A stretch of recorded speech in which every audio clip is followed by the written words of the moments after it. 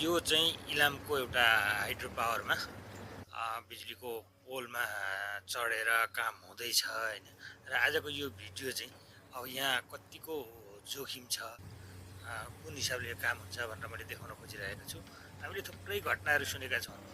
बिजुलीको पोलमा चाहिँ चढेर काम गर्दा गर्दै त्यहाँ चाहिँ करेन्ट प्रवाह भएर त्यहाँ काम गर्ने प्राविधिकहरूको चाहिँ मृत्युसम्म हुने गरेको छ। किन यस्तो हुन्छ, यस्तो घटना कसरी भइरहेको छ? विशेष गरेर एनडिए नेपाल विद्युत प्राधिकरणको लाइनमा पनि यस्ता थुप्रै घटनाहरू सुन्ने गरेका छौँ र यसले चाहिँ हामीलाई एकदमै विचलित बनाउँछ र यो चाहिँ कुन हिसाबले काम भइरहेको छ अनि यस्ता दुर्घटना किन हुन्छन् भनेर हामीले प्राविधिकहरूसँग कुराकानी पनि गरेका छौँ। यो निकै जोखिमपूर्ण काम छ, यति हाइटमा चढेर चाहिँ काम गर्नुपर्छ। खास हजुरले सोधेको क्वेसनमा चाहिँ सेफ्टीको कुराहरू हुन्छ।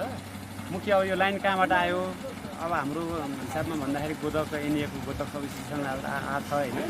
त्यहाँ चाहिँ स्विचहरू काटिएनन्, ब्रेकर भन्ने हुन्छ ठुलोमा होइन। सानोमा घरको बत्तीको स्विच भने जस्तै ठुलो हाइटमा चाहिँ ब्रेकरहरू हुन्छ, त्यो काटियो कि काटिएन। त्यसपछि आइसोलेटरहरू हुन्छ होइन, आइसोलेटर काटियो कि काटिएन, त्यो पनि काटियो, ब्रेकर पनि काटियो। फेरि अर्थिङ पनि गरिन्छ।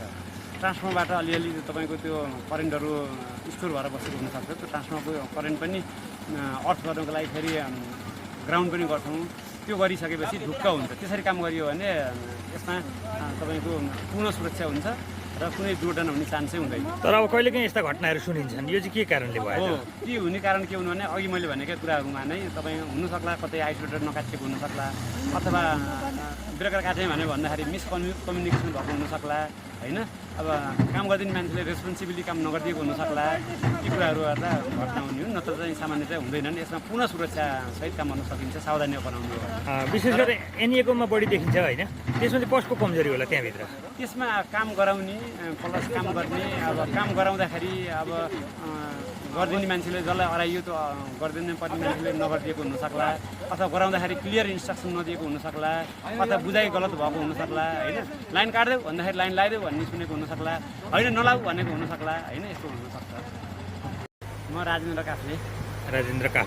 जस्तै अहिले नि यहाँ काम भइरहेछ होइन, यस्तो धेरै हुन्छ अनि विशेष गरेर यहाँ एक्सिडेन्ट भएर अचानक करेन्ट फ्लो भएर चाहिँ दुर्घटनाहरू पनि भएका छन्। यो चाहिँ के कारणले हुन्छ होला र यसबाट बस्न चाहिँ के गर्नुपर्छ होला भन्ने हिसाबले अलिकति राखिदिनु न। यसमा मुख्य कुरा सेफ्टी एस्पेक्टकै कुरा हुन्छ।